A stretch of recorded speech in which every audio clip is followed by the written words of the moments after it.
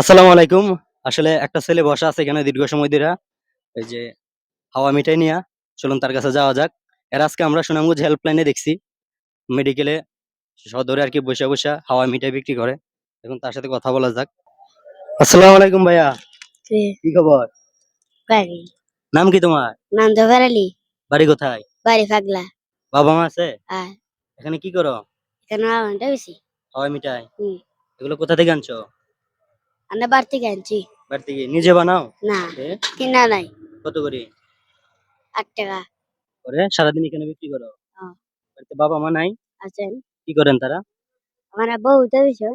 এগুলোই বেচে? হ্যাঁ, কত কোন বেচে এটি? ও কিনা আছে। ওইখানে তোমার আব্বুই না? হ্যাঁ, আচ্ছা। আর ভাইয়া-শাড়ি নাই বড় ভাই? না। কেউ নাই আর? সংসারে আয় রোজগার কে করে? তুমি? ভাই সব বড় ভাই আমি। তুমি বড়? হ্যাঁ, পড়ালেখা করছো? কোন ক্লাস? 5 পড়তো। এখন ছাড়ি দিছো? হ্যাঁ, কেনে? করতা না? এগুলাই বিক্রি করবা নাকি? পড়ালেখা করার ইচ্ছা হয় না? এ পড়ালেখা করার ইচ্ছা হয় না? গুলছাই না তো। হ্যাঁ? গুলছাই না। বুঝা না। ভালো লাগে না পড়া? এগুলা বিক্রি করে কি ভাল লাগে? কষ্ট হয় না? আনা কষ্ট হয় মুগিলা।